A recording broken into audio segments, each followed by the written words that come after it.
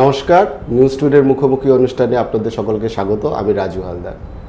আপনারা দেখেছেন যে সম্প্রতি বিধানসভা নির্বাচন হয়েছে। সেই নির্বাচনে বিগত শাসক দল অর্থাৎ তৃণমূলের ভরাডুবি হয়েছে এবং তারপর থেকে ক্রমশ দলে ভাঙন ধরেছে। বিভিন্ন ক্ষেত্রে বিভিন্নভাবে সাংগঠনিকভাবে দলে ভাঙন অব্যাহত। এখন দলের মূল কারা তৃণমূল সে নিয়েই এখন দ্বন্দ্ব শুরু হয়ে গেছে। এই প্রেক্ষাপটে দাঁড়িয়ে এই মুহূর্তে আমরা পেয়েছি দক্ষিণ দিনাজপুর জেলার প্রাক্তন তৃণমূল জেলা সভাপতি তথা জেলা পরিষদের সদস্য মৃণাল সরকারকে। মৃণালবাবু, আপনাকে অনুষ্ঠানে স্বাগত। সবার প্রথমে আপনার কাছে একটা প্রশ্ন জিজ্ঞেস করব যে নির্বাচনে ফল প্রকাশের আগে পর্যন্ত তৃণমূল অত্যন্ত আত্মবিশ্বাসী ছিল যে তারা ভালো ফল করবে, কিন্তু তারপরে ফলাফল বেরোনোর পরে দেখলাম যে ভরাডুবি ঘটেছে এবং দলের শুধু ভরাডুবি না, ভয়ঙ্কর ভরাডুবি ঘটেছে। এই ভরাডুবির কারণ কি মনে হয়? দেখুন, দল আত্মবিশ্লেষণ করছে বিধানসভা ওয়াইজ। সামগ্রিকভাবে আমরা যেটা বলবো যে দলের ভরাডুবির বেশ কয়েকটি কারণ রয়েছে। প্রথমত এসআর নিয়ে একটা অংশ ভোটার্সদের বাদ দিয়ে ভোট করানো হয়েছে, আর সমস্ত সংবাদ মাধ্যম থেকে শুরু করে সমস্ত এজেন্সি কাজে লাগিয়ে সারা বাংলা জুড়ে এমন একটা ন্যারেটিভ তৈরি করা হয়েছিল তৃণমূলের বিরুদ্ধে। এবং সাংগঠনিক দুর্বলতা ব্যর্থতা তো রয়েছে দীর্ঘদিন ধরে বিভিন্ন জেলায়। সংগঠনের মধ্যে ভাঙ্গন, গোষ্ঠীকন্দল, এই সমস্ত কারণে আজকের ডেটে দলের এই পরিস্থিতি হয়েছে। এটা আরেকটা প্রশ্ন যে দলে সাধারণত দুটো লবি শোনা যেত যে খুব শীর্ষস্তরে, একটা হলো মমতা ব্যানার্জিপন্থী, একটা অভিষেক ব্যানার্জিপন্থী। অভিষেক ব্যানার্জিপন্থী বলতে যাদের যাদের আমাদের একটু মনে হতো আমাদের জেলায়, তার মধ্যে আপনিও রয়েছেন যে আপনারা একটু অভিষেক ব্যানার্জিপন্থী। এখন নির্বাচনে ভরাডুবির পর দেখা যাচ্ছে যে সবাই দুষছেন যে অভিষেক বন্দ্যোপাধ্যায়ের জন্যই মূলত দলের ভরাডুবি হয়েছে এবং সবাই সেটাকে দোষেই আলাদা হয়ে যাচ্ছেন, আলাদা গোষ্ঠী তৈরি করছেন। আপনার কি মনে হয় যে অভিষেক বন্দ্যোপাধ্যায় এই দলের ভরাডুবির পেছনে মূল কারণ? দেখুন, আজকের ডেটে যে সমস্ত তৃণমূল কংগ্রেসের নেতা নেত্রী বা জনপ্রতিনিধি এই ন্যারেটিভ তৈরি করার চেষ্টা করছে, আজকের দিনেও তারা ভুল করছে আমি বলবো। প্রথমত বলবো, অভিষেক বন্দ্যোপাধ্যায় মমতা বন্দ্যোপাধ্যায় আলাদা নয়। আমরা মমতা বন্দ্যোপাধ্যায়কে আদর্শ মনে করি এবং অভিষেক বন্দ্যোপাধ্যায়কে দেখে আমরা দলটা করতাম। আজকে সেই জায়গায় দাঁড়িয়ে যে সমস্ত নেতা নেত্রীরা শুধুমাত্র অভিষেক বন্দ্যোপাধ্যায়কে দোষ দিচ্ছে, আমি মনে করব এটা ভুল করছে। কারণ অভিষেক বন্দ্যোপাধ্যায় আমাদের সামনে দেখা, অভিষেক বন্দ্যোপাধ্যায় দলের হাল 2019-এর পর থেকে যদি না ধরতো, 2021 সালে তৃণমূল কংগ্রেস রাজ্য থেকে উঠে যেত, ক্ষমতায় আসতে পারতো না। এবং আমরা প্রত্যক্ষ করেছি যে অভিষেক বন্দ্যোপাধ্যায় 2021-এর নির্বাচন, পঞ্চায়েত নির্বাচন এবং 24-এ তো ব্যাপক সাফল্য লোকসভাতে। আজকে অভিষেক বন্দ্যোপাধ্যায় মমতা বন্দ্যোপাধ্যায়ের জন্যই আজকের দল এতটা ঘুরে দাঁড়িয়েছে। আপনারা জানেন যে 19 সালে দলের একটা খুব খারাপ ক্রাইসিস সময় ছিল, যেখানে বিজেপি 18টা সিট পাওয়ার পরে সারা রাজ্যে এমন একটা পরিবেশ তৈরি করা হচ্ছিল যে তৃণমূল কংগ্রেস উঠেই যাবে। তারপর থেকে অভিষেক বন্দ্যোপাধ্যায়ের সুদক্ষ নেতৃত্বে দল ঘুরে দাঁড়িয়েছে। আজকে শুধুমাত্র রাজ্য নেতৃত্ব অভিষেক বন্দ্যোপাধ্যায় মমতা বন্দ্যোপাধ্যায় যারা দোষ দিচ্ছেন, আমি তাদের উদ্দেশ্যে বলবো, আপনারা নিজেদের দিকে তাকান না কেন? আজকে জেলাতে ধরুন, আজকে রাজ্য থেকে জেলা মনিটরিং করা হতো। আজকে জেলাতে আমাদের কি পরিবেশ পরিস্থিতি ছিল? প্রত্যেকটা জেলাতে 4টা-5টা করে লবি তৈরি হয়েছিল। আজকে সেই জায়গায় জেলার নেতারা শুধুমাত্র রাজ্য নেতৃত্বের উপরে দোষ চাপিয়ে দিয়ে তারা সরে যাবেন, এটা মেনে নেওয়া যায় না। কিন্তু যদি আপনি বলেন সাফল্যের ক্রেডিট যদি অভিষেক বন্দ্যোপাধ্যায়কে দেন, তাহলে ব্যর্থতার ক্রেডিটটা তাকে দেবেন না কেন? প্রথম প্রশ্ন। দ্বিতীয় প্রশ্ন হলো, যেটা শোনা যায় যে এখন সবাই বলছে যে আপনারা তো আরও ভালো বলতে পারবেন, যে প্রান্তিক জেলা বা অন্যান্য জেলা থেকে যারা কলকাতার বাইরে থেকে রাজনীতি করেন, তারা নাকি কোনো কথা অভিষেক বন্দ্যোপাধ্যায় বা মমতা বন্দ্যোপাধ্যায় অবধি পৌঁছতেই পারতেন না, তাদের বছরের পর বছর কেটে যেত, তাদের কথা বলারই মতো জায়গা ছিল না। এই প্রেক্ষিতে নাকি নেতৃত্বের সঙ্গেও একটা কমিউনিকেশন গ্যাপ ছিল। এটা কি মনে করেন আপনি? দেখুন, সেই গ্যাপটা ছিল, কিছুটা গ্যাপ আমি বলবো না। অনেক সময় দেখুন, আমাদের দলে আগে যেরকম ছিল যে জেলা থেকে কোনো নেতৃত্ব, রাজ্য কোনো নেতৃত্বকে রিপোর্ট দিলে পরে অন্য নেতৃত্ব রিপোর্টটা পেত না। কিন্তু বর্তমান সময়ে আমরা যখন 20 সাল থেকে যখন আইপ্যাক বা অভিষেক বন্দ্যোপাধ্যায় পুরো সিস্টেমটাকে একটা নিয়ে আসলো, তখন কিন্তু সবাই রিপোর্ট দিতে পারতো। আইপ্যাক প্রত্যেকটা লিডারদের কাছ থেকে রিপোর্ট কালেক্ট করতো। হ্যাঁ, কিছু কিছু ক্ষেত্রে টেম্পারিং হয়েছে, কিছু কিছু ক্ষেত্রে রিপোর্ট যেত, সেটা হয়তো পৌঁছাতো না, কিন্তু সেটা কিন্তু রাজ্য নেতৃত্বের দোষ না। আমরা জেলা থেকে প্রত্যেকটা, আপনারা দেখেছেন যে যখন কমিটি কোনো ঘোষণা হতো, জেলা প্রত্যেকটা লিডারদের ঘরে ডেকে নিয়ে তাদের মতামত নিয়ে ব্লক স্তর, অঞ্চল স্তরের লিডারশিপ নির্ধারণ করা হতো।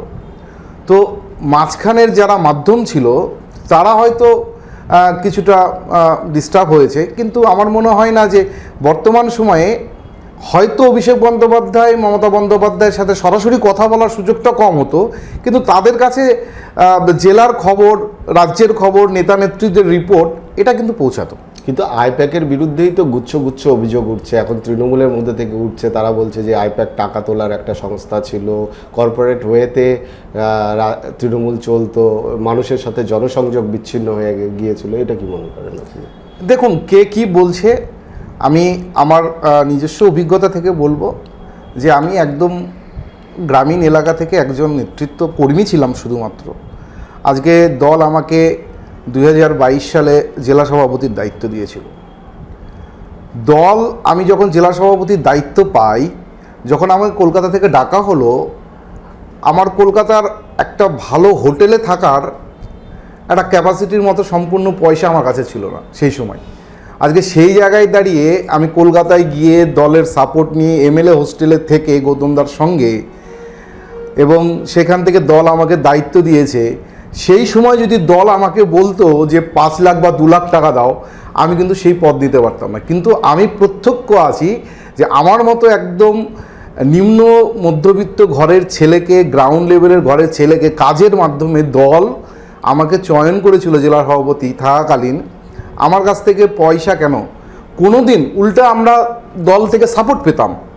আজকে বিভিন্ন অভিষেক বন্দ্যোপাধ্যায়ের প্রোগ্রাম যখন হতো, কোনো ডেকোরেটরের বিল, সাউন্ডের বিল, ফ্ল্যাগ পাঠানো, ওটা টোটাল রাজ্য থেকে করতো। তার কারণ আমাদের পক্ষে এত বড় ক্যাপাসিটি আমরা জেলা থেকে করতে পারতাম না। তো সেই জায়গায় দাঁড়িয়ে আমি কি করে বলবো যে পদ ডিস্ট্রিবিউশনের ক্ষেত্রে আইপ্যাক পয়সা নিয়েছে? আজকে আমি পঞ্চায়েত নির্বাচন করেছি, পঞ্চায়েত ভোটটা আমি করেছি নিজে হাতে। আমি 8টা পঞ্চায়েত সমিতি সভাপতি করেছি, আজকে জেলা পরিষদ টিকিট ডিস্ট্রিবিউশন করেছি, আজকে পঞ্চায়েত, গ্রাম পঞ্চায়েতের প্রধান 58টা প্রধান করেছি। কোথাও তো কোনো দিন দল আমার কাছে কোনো দিন পয়সা চাইনি যে ফান্ডিংয়ের জন্য কোনো পয়সা দাও, আমি তো চাইনি। আমি তো এটা প্রত্যক্ষ, আমি তো জেলার তৃণমূল কংগ্রেসের শাসক দলের সবথেকে বড় পোস্ট আমি হোল্ড করেছি প্রায় 2 বছর। তো সেখানে আমি অন্য জায়গায় কী হয়েছে কেন বলবো? আমার কাছে তো এরকম কোনো কিছু হয়নি, এবং যদি হতো আমার কোনো ক্যাপাসিটিও তো ছিল না। আপনি এসআইআর এর কথা বলছেন, রাজনৈতিক বিশ্লেষক এবং বিরোধীরা, মানে আপনাদের বিরোধীরা বলছে যে লাগামহীন দুর্নীতি, তোলাবাজি, আদর্শহীনভাবে এই তৃণমূল দলটা চলেছে, যার ফলে তাদের পতন ঘটেছে। দুর্নীতির আঁতুর ঘর ছিল তৃণমূল। কি মনে করছেন এই বিষয়টা নিয়ে? দেখুন, দুর্নীতি আমি তো বলবো যে সবটাই 100% স্বচ্ছ তা না, দুর্নীতি তো অবশ্যই আছে। তৃণমূল কংগ্রেস ভাঙ্গার পিছনে আমি যদি আমাদের জেলায় পরিসংখ্যান আপনাকে তুলে ধরি, যে আমাদের জেলাটাই ভাবুন না কেন, দক্ষিণ দিনাজপুর জেলা তৃণমূল কংগ্রেসের 16 সাল থেকে ভাঙন শুরু হয়েছে। আজকে আমরা যারা তৃণমূল কংগ্রেসের কর্মী আছি, আমরা আজকে দল হেরেছে, ক্ষমতায় আমরা নেই, কিন্তু একটা জিনিস হয়েছে যে আমরা নিজেদের আইডেন্টিটি খুঁজে পেয়েছি। আমরা গর্বের সাথে বলতে পারি আমরা তৃণমূল কংগ্রেসের কর্মী। আমরা 16 সাল থেকে 20 সালে অবধি ছিলাম বিপ্লব মিত্রর লোক, আজকে 20 সাল থেকে হলাম অর্পিতা ঘোষের লোক, কিছু সময় হলাম গৌতম দাসের লোক, কিছু সময় হলাম উজ্জ্বল বসাকের লোক। আমরা তো সবসময় বিভিন্ন নেতার লোক হয়েছি, কিন্তু এখন আমরা মনে হচ্ছে আমরা এখন তৃণমূল কংগ্রেসের লোক হয়েছি। আর আজকে ভাবুন, এই পরিবেশটার জন্যই তো আজকে দলটা আজকে এই অবস্থা। আজকে 16, আমি আমাদের জেলার কথাই বলি কেন, আমাদের জেলায় 16 সাল অবধি, 11 থেকে 16 সাল অবধি তৃণমূল কংগ্রেস স্মুথলি চলেছে। কিন্তু 16 সাল থেকে আমাদের জেলার যে ইতিহাস, যে কলঙ্কিত তৃণমূল কংগ্রেসের ইতিহাস, তা ব্যাখ্যা করতে সারা রাত লেগে যাবে। আরেকটা বিষয় যেটা হলো, ইতিহাস দেখলে পরে বোঝা যায় যে যখন তৃণমূল মধ্য গগনে, তখন দেখা যাচ্ছে ঝালদার মতো পুরসভা বা অন্যান্য একটা ছোটোখাটো বিরোধীদেরকেও তারা রাখেনি, সব আমার দলে নিতে হবে। এই যে জিনিসটা এখন আপাতত বিজেপি বন্ধ রেখেছে, যে বিজেপির তৃণমূলীকরণ বন্ধ করা যাবে না। তো আপনারা তো দলে সবাইকে নিয়েছেন, ফলে কি সেটার কারণেই আরও বেশি সমস্যা দলে তৈরি হয়েছিল? হ্যাঁ, সমস্যা একটু তৈরি হয়েছে। সমস্যা কেমন তৈরি হয়েছে যে 2019 সালে অনেক মানুষ, 19 সালের পরে অনেক মানুষ দলকে পিঠ দেখিয়ে তারা অন্য দলে চলে গেছিল। সেই সময় অভিষেক বন্দ্যোপাধ্যায় একটা স্ট্যান্ড পয়েন্ট ছিল যে আমাদের দরজা বন্ধ আছে এখন। এবং সেই সময় অভিষেক বন্দ্যোপাধ্যায় নিজে আমাকে বলেছিল যে যারা দলের দুঃসময়ে দল থেকে চলে গেছে তারা আগামী দিনে দলে আসলে পরেও ভালো জায়গা পাবে না। কিন্তু আমরা দেখেছি তার পরবর্তীতে সময় কিছু কমিটমেন্ট চেঞ্জ হয়েছে। আমরা এই জেলাতেও দেখেছি যে যারা বিজেপিতে গিয়েছিল 2020 সালে তারা ফিরে এসে এ জেলার মন্ত্রী হয়েছে, টিকিট পেয়েছে, জেলার সর্বময় কর্তৃত্ব হয়েছে তৃণমূল কংগ্রেসের। আমরা দেখেছি এই জেলাতে তৃণমূল কংগ্রেস ছেড়ে বিজেপিতে চলে গেছে, বিজেপির ঝান্ডা ধরে বিজেপিতে জয়েন করেছে, তৃণমূলের ঝান্ডা ধরে জয়েন না করে তারা টিকিট পেয়েছে, তারা দলীয় পদ পেয়েছে। আপনি স্পেসিফিকভাবে কার কথা বলতে চাইছেন?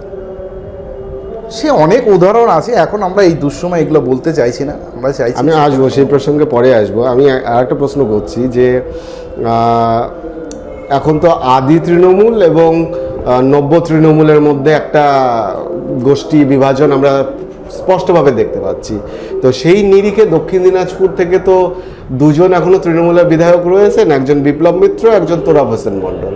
কে কোন দিকে রয়েছে বলে আপনারা জানতে? দেখুন, এটা পরিষদীয় দল যেটা আছে বিধানসভার অন্দরে, আমি স্পেসিফিক্যালি বলতে পারি যে তোরাবদার সঙ্গে আমার কথা হয়েছে। তোরাবদার ছেলে আমার জেলা পরিষদের সদস্য, সতীর্থ তিনি, তার সঙ্গেও কথা হয়েছে। তোরাবদার একটাই বক্তব্য যে মমতা বন্দ্যোপাধ্যায়কে দেখে আমি দল করি, আমি যতদিন তৃণমূল কংগ্রেস করব মমতা বন্দ্যোপাধ্যায়ের সাথে থাকবো, তিনি বলেছেন। আরেকটা গুরুত্বপূর্ণ প্রশ্ন, যে তৃণমূল ক্ষমতায় থাকতে দেখা গিয়েছে যে গোষ্ঠীকন্দল, কে কোন পদে যাবে, কে কোথায় যাবে, সেটা নিয়ে বিশাল গোষ্ঠীকন্দল প্রত্যেকটা জেলায় জেলায় ছিল, দক্ষিণ দিনাজপুরেও রয়েছে বা ছিল। এখন তো দল হেরে গেছে, এখন কি অবস্থা? এটা স্বাভাবিক, দল যখন ক্ষমতায় থাকে না তখন গোষ্ঠীকন্দল এমনি হারিয়ে যায়। আমরা 2009 সাল, 8 সাল, 6 সাল থেকে তো আমরা আমাদের তখন রাজনীতির জ্ঞান, তখন আমরা দেখেছি সবাই একসাথে। যখন দল ক্ষমতায় আসলে তখন সবাই বিভাজন, তখন নিজের নিজের চেম্বার, এর চেম্বার, এই নেতার চেম্বার, এর দোকান, ওর দোকান, প্রত্যেকটা জেলাতেই। এখন সব দোকান উঠে গেছে, একটাই দোকান, এখন তৃণমূল কংগ্রেসের দোকান, মমতা বন্দ্যোপাধ্যায়। এবার স্পেসিফিকভাবে দক্ষিণ দিনাজপুর জেলায় আসি। দক্ষিণ দিনাজপুর জেলার এই ভরাডুবির মূল কারণ কি? দেখুন, দক্ষিণ দিনাজপুর জেলায় আমাদের সাংগঠনিক ব্যর্থতার চরম আকারে। তৃণমূল কংগ্রেসকে হারানোর পিছনে দক্ষিণ দিনাজপুর জেলায় তৃণমূল কংগ্রেসের একটা অংশের বড় অংশ কাজ করেছে। আজকের দিনেও আমরা বিশ্বাস করি দক্ষিণ দিনাজপুর জেলাতে তৃণমূল কংগ্রেস ছাড়া তৃণমূল কংগ্রেসকে হারানোর মতো ক্ষমতা কোনো রাজনৈতিক দলের নেই। আপনি প্রত্যেকটা নির্বাচনেই দেখুন না কেন, 16 সাল, 19 সাল, 21 সাল, প্রত্যেকটা নির্বাচনেই তৃণমূল কংগ্রেসটা হারিয়েছে। আজকে আমাদের জেলাও তার ব্যতিক্রম ঘটেনি। আজকে আমাদের জেলায় সাংগঠনিক দুর্বলতা, যেরকম প্রত্যেকটা বিধানসভা ওয়াইজ আমরা বিধানসভার ইলেকশনের 15 দিন আগে বুথ ভিত্তিক কমিটি তৈরি করতে পারিনি, আমরা আঞ্চলিক কমিটি তৈরি করতে পারিনি। ব্লক লেভেলের সাংগঠনিক ব্লক প্রেসিডেন্ট যারা আছে, বিশেষ করে আমি গঙ্গারামপুর ব্লকে বলবো, আপনি জানেন যে গঙ্গারামপুর ব্লকের প্রেসিডেন্ট সারা বছর পার্টিটা করলো, 2 বছর ধরে একটা শ্রেণীর কর্মীদের বসিয়ে রাখলো, তাদের পার্টিটাই করতে দিল না। এই প্রসঙ্গে একটা আপনাকে বলি যে গত 2-3 বছরে আপনার দলে কি ভূমিকা ছিল? দেখুন, খোলাখুলি কথা যদি আপনারা বলেন যে 2-3 বছরে আমাকে দল 24 সালের একদম ইলেকশনের আগে থেকে আমাদের পার্টিটা করতে দেয়নি, তৃণমূল কংগ্রেসটাই আমাদের করতে দেয়নি। কোনো ব্লকের মিটিংয়ে, কোনো জেলার মিটিংয়ে আমাদের কোনো খবর দিত না। গৌতম দাস ক্যান্ডিডেট হলো, গৌতম দাসের সঙ্গে আমার আন্তরিকতা রয়েছে এবং দলের থেকে আমাকে বলা হয়েছিল যে আপনি গৌতম দাসের সঙ্গে থাকবেন, গৌতম দাসকে জেতাতে হবে। আমরা গৌতম দাসের জন্য প্রাণপণ চেষ্টা করেছি, আমরা হেরেছি। কিন্তু গৌতম দাস যদি ক্যান্ডিডেট না হতো, আজকে দ্ব্যর্থহীন ভাষায় বলতে পারছি যে আমরা তৃণমূল কংগ্রেসটা করতেই পারতাম না। তার কারণ 2 বছরে কোনো দলীয় কর্মসূচিতে আমাদের ডাকা হয়নি। 2 বছর আমাকে না, শুধু একটা শ্রেণীর, আমাদের গঙ্গারামপুর ব্লকের যত জনপ্রতিনিধি রয়েছে, প্রধান, পঞ্চায়েত সমিতি, তাদেরকে দলীয় কোনো কাজে 2 বছর ধরে এনগেজই করা হয়নি। আজকে তার জন্য এই দল পরিস্থিতি। জানতো না? হ্যাঁ, দল জানতো, দলকে আমরা বারংবার রিপোর্ট করেছি, এবং একটা শ্রেণীর তৃণমূল কংগ্রেস তারা সমস্তটা কুক্ষিগত করে রাখতে চাইছিল যে এদের স্পেস দেবো না, এদের পার্টিটা করতে দেবো না, যা করব আমরাই করব। আজকে ইলেকশনের সময় সেই লোকগুলাই ঘরে বসে থাকলো। আজকে যারা আমরা সারা বছর দলটা করতে পারলাম না, ইলেকশনের 15 দিন আগে থেকে আমরা মাঠে ময়দানে নেমে আবার মানুষকে সংঘবদ্ধ করার, একত্রিত করার এবং মমতা বন্দ্যোপাধ্যায়ের হয়ে কাজ করার জন্য আমরা আহ্বান জানিয়েছি। নির্বাচনী ফল প্রকাশের পর প্রায় 1 মাস অতিক্রান্ত, এখন তো তৃণমূল দলের ধরাশায়ী অবস্থা। একটা সময় যে সমস্ত নেতাদের, ডাকাবুকো নেতাদের দেখা যেত, বহু বর্ষিয়ান নেতাদের দেখা যেত নেতৃত্ব দিতে, তাদের কাউকে দেখা যাচ্ছে না কেন? দেখুন, ডাকাবুকো নেতাদের এই সময় তো কর্মীরা তো অনেকে যারা মন থেকে দলটা করেন তারা তো বিপন্ন, তারা তো পাশে চাইবেন নেতৃত্বদের। এই মুহূর্তে কি পজিশন রয়েছে? হ্যাঁ, কর্মীরা প্রশ্ন করছে। আমি রেজাল্ট যেদিন বের হয়েছে তার পরের দিনও জেলা পার্টি অফিসে আমি বসেছি, এবং টানা সপ্তাহে 3 দিন 4 দিন করে জেলা পার্টি অফিসে বসছি। কোথায় কোথায় কেস কাবারি হচ্ছে সমস্ত কর্মীদের সঙ্গে যোগাযোগ করছি। আমার তরফ থেকে আমি করছি, আমি কোনো পোস্ট হোল্ড না করে যারা আমরা দীর্ঘদিন ধরে একসঙ্গে দলটা করেছি তাদের পাশে। এটাই তো দল, পদে থেকে মানুষের কাজ করতে হবে এরকম কোনো ম্যাটার নেই। যারা আমাদের সঙ্গে সহযোদ্ধা, সহপাঠী, তাদের আপদে বিপদে প্রাণপণ আমরা চেষ্টা করবো। এটাই তো রাজনৈতিক দল, এটাই তো মনে করি। কারা কী করছে না করছে, আমি অন্তত পক্ষে, আমরা গঙ্গারামপুর ব্লকের মিটিং করেছি, সবাইকে নির্বাচনী পরবর্তীতে পর্যালোচনায় বসেছি। আমরা কুমারগঞ্জের যে 4টে অঞ্চল আছে গঙ্গারামপুর ব্লকে, সেখানে মিটিং করেছি। বালুরঘাট মিউনিসিপ্যালিটিতে চেয়ারম্যানকে নিয়ে কিছু কাউন্সিলরদের সঙ্গে আলোচনা করেছি। বালুরঘাটে বিভিন্ন নেতৃত্বের সঙ্গে যোগাযোগ করেছি। কুশমুন্ডিতে আমাদের ক্যান্ডিডেট রেখা রায় বিভিন্ন সময় বিভিন্ন রকম আমাদের সঙ্গে তার সমস্যাগুলো বলছে, আমরা চেষ্টা করছি আমাদের মতো করে দেখার। আগামী দিনে কি মনে হয়, তৃণমূল দল কি আবার ঘুরে দাঁড়াবে? দেখুন, রাজনীতিতে একটা কথা আছে যে সবসময় শাসক দলে থাকতে হবে তার কোনো কথা নেই, হেরে যাওয়া মানে হারিয়ে যাওয়া এরকম কোনো কথা নেই। আজকে দল হারিয়ে যেতে পারে, নেতৃত্ব হারিয়ে যেতে পারে, কিন্তু মানুষ তো থাকে, মানুষ তো একই রয়েছে। আজকে যারা তৃণমূল, কালকে তারা বিজেপি।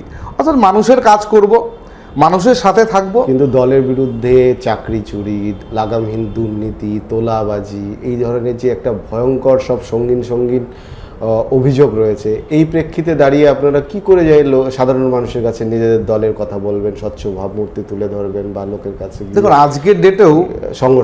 আজকের ডেটেও আপনি যত আমাদের বিরোধী রাজনৈতিক দল আছে, আপনার এখন শাসক দলের বিজেপির রাজ্য সভাপতি শ্রমিক ভট্টাচার্য বলুন, আমরা বিভিন্ন সময় সোশ্যাল মিডিয়াতে দেখি শ্রমিক ভট্টাচার্য, দিলীপ ঘোষ, আজকে বামফ্রন্টের নেতৃত্বরা শতরূপ ঘোষ, তারা প্রত্যেককেই বিভিন্ন সময় বলেছেন যে তৃণমূল কংগ্রেসের সততার প্রতীক মমতা বন্দ্যোপাধ্যায়।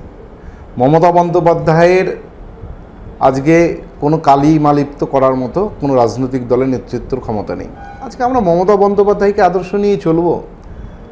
আজকে হ্যাঁ, আমাদের দুর্নীতি আছে, আমাদের নিচুতলার কর্মীদের বিভিন্ন নেতৃত্বের দুর্নীতি। কোনো ব্যক্তি আদর্শ হতে পারে?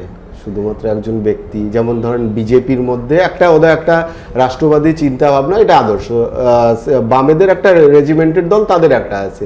তৃণমূলে কোনো একটা বিশেষ ব্যক্তি শুধু সেই আদর্শ, এরকম করে একটা দল। আজকে দেখুন, আজকে ব্যক্তি আদর্শ কি, ব্যক্তির চিন্তাধারাটাই আদর্শ। আজকে বিজেপি যারা করছে তারা নরেন্দ্র মোদীর চিন্তাধারা নিয়ে করছে, তারা নরেন্দ্র মোদীকে লিডার মনে করে।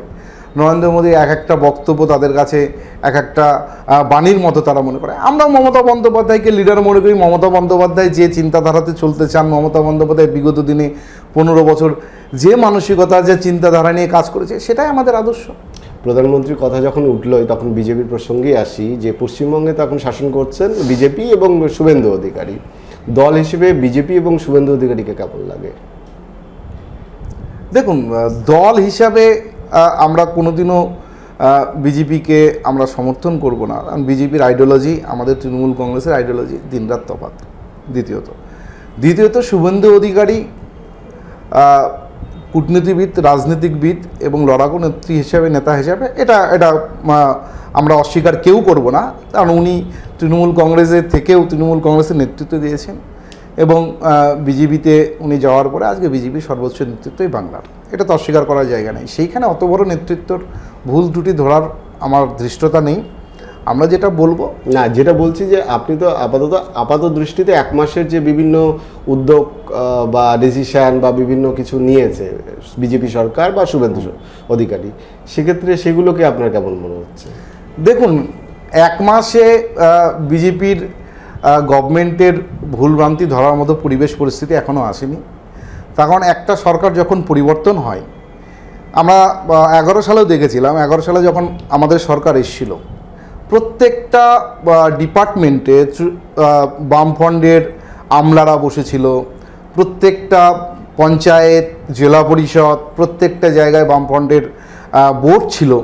সেই জায়গায় দাঁড়িয়ে কিন্তু আমরাও কিন্তু ফার্স্ট 6 মাস 1 বছর ভালো কাজ করতে পারিনি। আজকে বিজেপি আজকে রাজ্যে এসছে, কিন্তু বেশিরভাগ জায়গায় তৃণমূল কংগ্রেসের যারা যেখানে কাজগুলো ইমপ্লিমেন্ট হয়, জেলা পরিষদে কোনো ডেভেলপমেন্টের কাজ, জেলা পরিষদ, পঞ্চায়েত সমিতি, গ্রাম পঞ্চায়েত এবং পৌরসভা, এইসব জায়গায় কিন্তু তৃণমূল কংগ্রেসই রয়েছে। এখনই কিছু বলার জায়গা নেই যে 1 মাসে কি কাজ করলো, বা এটা আপনার পরিসংখ্যান করতে হলে 6 মাস আপনাকে সময় দিতে হবে একটা সরকারকে। তারপরে সরকার ভালো কাজ করলে অবশ্যই মানুষ ভালো বলবে, আর খারাপ কাজ করলে আমরা বিরোধিতা যারা আছি, বিরোধী রাজনৈতিক দল আছে, আমরা অবশ্যই বিরোধিতা করব, রাস্তায় নেমে বিরোধিতা করব, মানুষের পাশে থেকে বিরোধিতা করব। তখন বিরোধী রাজনৈতিক দলের ভূমিকাই হলো আয়নার মতো, যে কোনো রাজনৈতিক দল কাজ করবে, শাসক দল কাজ করবে, তাকে ভুল ত্রুটি ধরিয়ে দেওয়ার কাজই হলো বিরোধী রাজনৈতিক দলের কাজ। আপনি তো দীর্ঘদিন ধরে রাজনীতি করছেন, নিশ্চয়ই জানেন যে রাজনীতি একটা সম্ভাবনাময় শিল্প। এখানে হয় না বলে এরকম কোনো কিছু নেই, সব কিছুই হতে পারে। যেমন দেখুন, তৃণমূলে খোদ খুলি, তৃণমূল সুপ্রিমোকে বাদ দিয়েও দল করার চেষ্টা হচ্ছে, ফলে রাজনীতিতে সব সম্ভব। আপনি কি ভাবছেন? আগামী দিনে তো অনেক নেতারাই দল পাল্টায়, আপনার কোনো চিন্তা ভাবনা আছে? দেখুন, আমি যখন রাজনীতির ময়দানে এসেছিলাম, আমাদের পরিবার ডানপন্থী কংগ্রেস করতো, তৃণমূল কংগ্রেস করতো। রাজনীতিটা একটু ক্ষমতায় থেকে রাজনীতি করেছি, তো আমরা একটু দেখতে চাই যে বিরোধিতায় থেকে রাজনীতিটা কতটা সুখকর হয়, কতটা দুঃখকর, এটা আমরা দেখতে চাই। আমরা তৃণমূল কংগ্রেসেই থাকবো, মমতা বন্দ্যোপাধ্যায়ের সাথেই থাকবো। বিগত দিনে দেখা গিয়েছে দক্ষিণ দিনাজপুর থেকে বিপ্লব মিত্র একবার বিজেপিতে গিয়েছিল, আবার তৃণমূলে ফেরত এসছে এবং দীর্ঘ ইনিংস খেলেছে। আবার তার কি বিজেপিতে যাওয়ার সম্ভাবনা আছে? আপনার কি বলবেন? সেটা আমি ওনার কথা আমি কিভাবে বলবো, কিন্তু যদি উনি এবারে আবার যান, 2019 সালে আপনারা দেখেছিলেন যে উনি বড় আশা করে বিজেপিতে গিয়েছিলেন, আজকে মানুষ তাকে প্রত্যাখ্যান করেছিল, কিন্তু তিনি আবার 21-এ ফিরে এসেছিলেন। দল তাকে টিকিট দিয়েছিল, মন্ত্রী হয়েছিল, মানুষ আবার তার কাছে ফিরে গিয়েছিল। আবার যদি উনি দল পরিবর্তন করে, আজকে ডেটে আপনি লিখে নিন, একটা মানুষ উনি পাবেন না গোটা জেলায়, তৃণমূল কংগ্রেসের কোনো মানুষ ওনার সাথে। তখন তো রাজ্যে বিরোধী ছিল বিজেপি, এখন তো শাসক দল। না, রাজ্যে বিরোধী থাকলে কী হবে? সেন্ট্রালে তো বিজেপিতে ছিল, সেন্ট্রালে তো বিজেপি ছিল। আজকে যারা বিজেপির নেতৃত্ব, যারা আমাদের সঙ্গে বিরোধিতা করেছে, আমাদের রাজ্যে তৃণমূল কংগ্রেসের বিরোধিতা করেছে, তাদের তো একটা বড় সাপোর্ট সেন্ট্রালে বিজেপি ছিল, বড় সাপোর্ট প্রত্যেকটা নেতাদের বা এমএলএদের। আজকে আপনারা দেখেছেন যে সিআরপিএফ কেন্দ্রীয় বাহিনী দিয়ে তাদের গার্ড করে রাখা হতো, তাদের একটা বড় সাপোর্ট ছিল। তো সেই সাপোর্টটা বিজেপির ছিল বলেই তারা পুরো কদমে বিরোধিতা করতে পারছে। যাই হোক, দলের এখন খুব সংকটময় পরিস্থিতি। এই পরিস্থিতিতে আগামী দিনে দলকে কিভাবে আপনারা এগিয়ে নিয়ে যাওয়ার চিন্তাভাবনা করেছেন এবং কর্মী সমর্থকদের কিভাবে আপনারা উজ্জীবিত করবেন? দেখুন, আজকে আমাদের রাজ্য নেতৃত্বর একটু তো পরিবেশ পরিস্থিতি, প্রতিকূল পরিবেশ পরিস্থিতির মধ্যে যাচ্ছে, এটা তো অস্বীকার করার জায়গা নেই। কিছু সুবিধাবাদী মানুষ যারা এমএলএ হয়েছেন, মমতা বন্দ্যোপাধ্যায়ের টিকিট নিয়েছেন, মমতা বন্দ্যোপাধ্যায়ের ছবি নিয়ে ভোট করেছেন এবং বলেছেন যে আমি কেউ না, মমতা বন্দ্যোপাধ্যায় এখানকার প্রার্থী, তারা জিতেছেন। আজকে দুঃসময়ে তারা দলকে পিঠ দেখাচ্ছেন।